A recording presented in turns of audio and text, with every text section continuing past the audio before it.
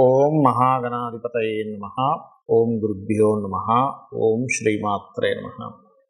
పరమేశ్వర స్వరూపమైనటువంటి జ్యోతిష, వాస్తు మరియు ఇతర అనేకమైనటువంటి శాస్త్రములను మనకు అందించినటువంటి మహర్షులకి నమస్కారం. హయగ్రీవ హయగ్రీవ హయగ్రీవేతియో వదేత్తస్య నిస్సరతే వాణి జన్మకన్యా ప్రవాహవత్. అరుణాం కరుణాతరంగితాక్షీం ధృతపాశాంకుశపుష్పబాణచాపాం అనిమాదిభిరావృతాం మయూకైః అహమిత్యేవ విభావయే భవానీం. శ్రీమాత్రే నమః. ప్రేక్షకులకి ఆ లలితాంబిక అమ్మవారి యొక్క అనుగ్రహం పరిపూర్ణంగా కలగాలని మనస్ఫూర్తిగా కోరుకుంటూ మనం ఈరోజు చెప్పుకోబోయే టాపిక్ ఏమిటి అంటే, ప్రస్తుతం ఉన్నటువంటి గోచార గ్రహాలు ఏవైతే ఉన్నాయో కాస్త అగ్రెసివ్ కలిగించేటువంటి ఫలితాలు ఇచ్చేటువంటి దాంట్లో ఉండడం వల్ల మనం ఆల్రెడీ డిసెంబర్ జనవరిలోనే ప్రిడిక్షన్ ఇవ్వడం జరిగింది. అదేదో మన గొప్పతనం కాదు. అంటే మనకి మహర్షులు అందించిన దాని పరంగా కుజుడు రాహు కానీ, కుజుడు శని కానీ, రవి రాహు కానీ కలయికలు ఉన్నప్పుడు గందరగోళమైనటువంటి పరిస్థితులు ఉంటాయి. గొడవలు, పోలీసులు, అరెస్టులు, లేకపోతే ఇట్లాంటివి ఉంటాయని చెప్పడం జరిగింది. పాత వీడియోలోకి వెళ్తే మీకు కనబడుతుంది చాలా స్పష్టంగా. అయితే ఇది చాలామంది అడుగుతుంది ఏమిటంటే, నన్ను ఏమండి మరి ఈ కాంబినేషన్ ఎప్పటి వరకు ఉంది, దీనికి మా రాశి వారు ఏదైనా చేసుకోవాలా అని ఎవరికి వాళ్ళు అడుగుతూ ఉన్నారు నాకు. అయితే దీనికి మరి ప్రతి లగ్నము వారు, లగ్నం తెలియని వారు, రాశి వారు ముఖ్యంగా జూన్ 1వ తేదీ వరకు ఈ కాంబినేషన్ ఉంటుంది. జూన్ 1 వరకు గుర్తుపెట్టుకోండి. కాబట్టి ఈ జూన్ 1 వరకు ఎటువంటి జాగ్రత్తలు తీసుకోవాలి, ప్రతి రాశి వారు ఏ పరిహార మార్గం చేసుకోవాలనేటువంటి విషయం మనం ఇప్పుడు తెలుసుకుందాం. ముందుగా మేషలగ్నము. మేషలగ్నం వారికి ఇందాక నేను చెప్పినటువంటి శని, రాహువు, కుజుడు, రవి ఈ కాంబినేషను జూన్ 1 వరకు ఏ వాటిల్లో తిరుగుతుంది అంటే లాభస్థానము, వ్యయస్థానాల్లో సంచరిస్తున్నాయి.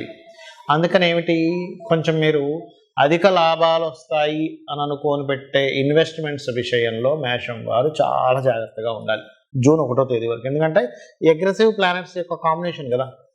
అందుకని అందులో ప్రధానంగా మేషం వారికి 12లో రాహు సంచారం జరుగుతున్నందుకు విదేశీ యోగం ఏర్పడుతుంది అంటారు. అది నిజమే, అందులో ఎటువంటి సందేహం లేదు. కాకపోతే రాహుకి కుజుడు వచ్చాడు కదా, అందుకని ఏంటి, విదేశాలకు వెళ్ళేటువంటి విషయంలో స్ట్రెస్ కూడా ఇస్తాడు. అలాంటప్పుడు హనుమాన్ చాలీసా చేసుకోవడం చాలా ఉత్తమం. మీరు సహజంగానే కూడా ఎవరైనా విదేశాలకు వెళ్ళాలి అని అనుకున్నప్పుడు ఏం చేయమంటారు, ఏమండి ఒకసారి మీకు ఆటంకాలు కలుగుతున్నట్లయితే వాయు గమనం కాబట్టి, ఫ్లైట్లో వెళ్తాం కాబట్టి వాయుపుత్రుణ్ణి మీరు స్మరించుకున్నట్లయితే వాయుగమనం చాలా చక్కగా జరుగుతుంది. మీకు ఏదైనా ఆటంకాలు ఉన్నా కూడా క్లియర్ అవుతుందని చెప్తూ ఉంటారు. కాబట్టి మీరు ఈ యొక్క ఆంజనేయ స్వామి యొక్క స్తోత్ర పఠనం చేయండి, ఖచ్చితంగా బాగుంటుంది. అదేవిధంగా కాస్త వ్యాపారాలలో లాభాలు, అధిక లాభాలు సంపాదించేటువంటి విషయంలో, అధిక లాభాలు వస్తాయనేటువంటి థాట్స్ ఉండేటువంటి విషయాల్లో కొంత జాగ్రత్త వహించండి.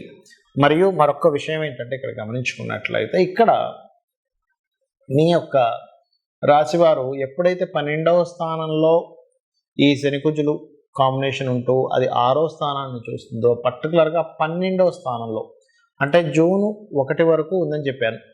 జూన్ 1 నుంచి ఒక 45 రోజులు వెనక్కి కనుక వెళ్ళినట్లయితే ఆల్మోస్ట్ మనకు అది ఏప్రిల్ 15వ తేదీ నుంచి దాని ప్రభావం ఉంటుంది. సో ఏప్రిల్ 15 నుంచి మనకి మీనరాశిలోకి వచ్చేటువంటి ఆ కుజుడి యొక్క ప్రభావం ఉంటుంది. కాబట్టి ఏప్రిల్ 15 నుంచి జూన్ 1 మధ్యలో ఇంకా పర్టికులర్గా మీరు ఇన్వెస్ట్మెంట్స్ చేసే విషయం కానివ్వండి, విదేశాలకు వెళ్ళే విషయం కానివ్వండి, అప్పులు ఎవరికైనా ఇవ్వడం తీసుకునే విషయం కానివ్వండి, ఇటువంటి విషయాల్లో మరింత జాగ్రత్త వహించాలి. కాకపోతే లక్కీగా ఏంటంటే మీకు మధ్యలో అంటే ఏప్రిల్ 14వ తేదీ నుంచి కొంచెం రవి రాశిలోకి వస్తాడు. ఎప్పుడైతే రవి రాశిలోకి వస్తాడో పంచమాధిపతి రావడం వల్ల మీకు కొంచెం ఊరటని, ఒక సంకల్పం చేసుకోవడం వల్ల ఒక అద్భుతమైనటువంటి శక్తిని రవి వచ్చిస్తాడు మీకు. కాబట్టి ప్రాబ్లం ఉండదు. అయితే మీరు ఏదేమైనప్పటికీ కూడా ఈ కందులు ఒకటి, మినుములు ఒకటి, నువ్వులు, ముఖ్యంగా గోధుమలు కూడా వీలైతే దానంగా ఇవ్వండి.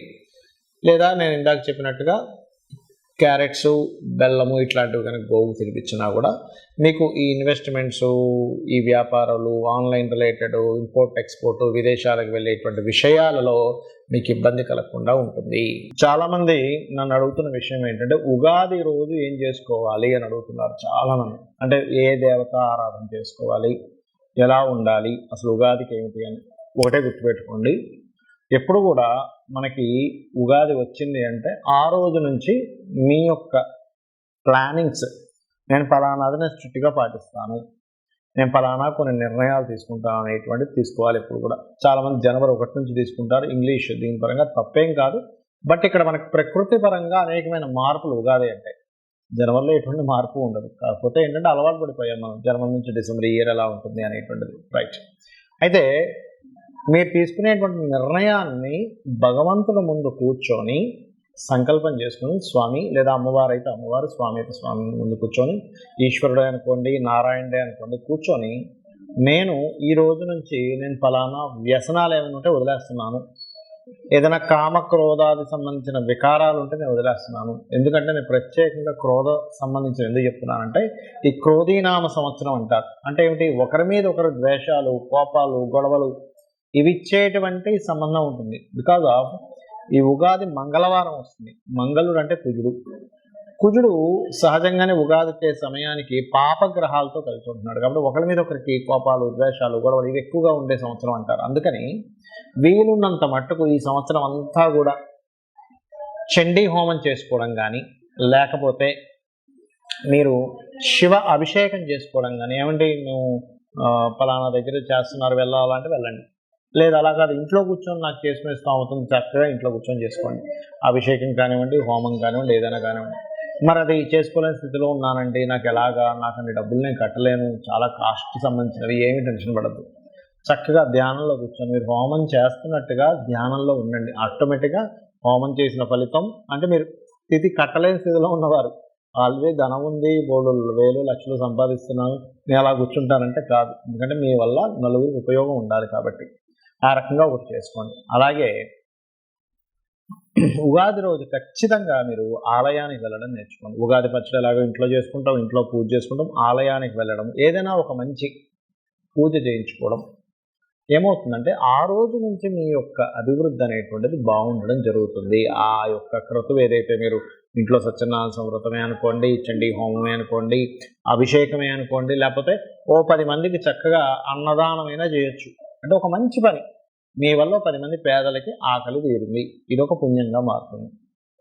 ఇక్కడ ఇంకొక విషయం చెప్తానండి, ఏమిటంటే ఇప్పుడు వరకు మనం చెప్పుకున్నాం కుజరాహువులు, కుజశనులు ఈ కాంబినేషన్ వల్ల కొంచెం జాగ్రత్తగా ఉండాలి జూన్ 1 వరకు అని.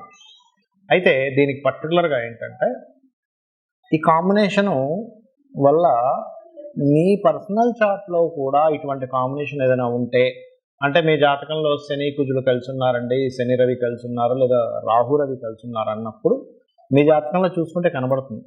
అలాంటి వారు మరింత జాగ్రత్తగా ఉండండి. ఎందుకంటే ఎనర్జీ జాతచక్రంలో ఏ ఎనర్జీ ఉందో మనకి మన ఖగోళంలో అంటే గోచారంలో కూడా ఆ ఎనర్జీ ఫామ్ అయి ఉంది.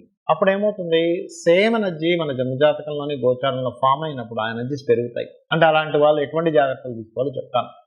కోపం పెరుగుతుంది తెలియకుండా, మనిషికి చిన్న చిన్న విషయాలకి కోపగిస్తూ ఉంటాడు. దాన్ని కొంచెం అర్థం చేసుకొని దాన్ని తగ్గించుకోండి. అలాగే రెండవది ఏమిటంటే కొంచెం బీపీ లెవెల్స్ ఉన్నటువంటి వారు కొంత జాగ్రత్తగా ఉండండి.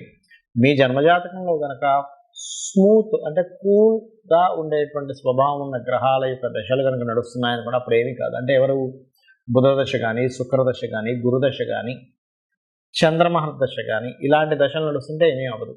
అలా కాకుండా లేదండి మాకు కుజదశ నడుస్తుంది, శని మహర్దశ నడుస్తుంది, రాహుదశ నడుస్తుంది అంటే అగ్రెసివ్ కలిగించే దశలు నడుస్తూ అవి పర్టికులర్గా లగ్నానికో, షష్టమ స్థానానికో అంటే 6వ స్థానానికో, 8వ స్థానానికో ఇలా కనెక్టివిటీస్ ఉన్నప్పుడు మాత్రం కొంచెం ప్రతి విషయాన్ని మీరు మాట్లాడేటప్పుడు కానీ కొంచెం జాగ్రత్తగా ఉండండి. అంటే గోచారంలో ఈ గ్రహాల యొక్క స్థితి ఉన్నప్పుడు మీ జన్మజాతకంలో ఆ దశలు నడిచేటప్పుడు అది కోరిలేట్ అయి దాని ప్రభావం పెరుగుతుంది.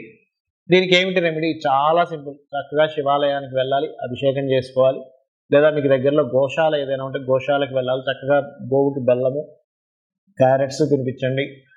సాక్షాత్ అమ్మవారిని చూశాననేటువంటి భావనతో గోవుని చూడండి, గోవుకు తినిపించండి. మైండ్లో ఫిక్స్ అవ్వండి, నేను చక్కగా రెమెడీ చేసుకున్నాను, నేను చక్కగా గోవుకి తినిపించాను, నేను అభిషేకం చేసుకున్నాను, నేను క్లియర్.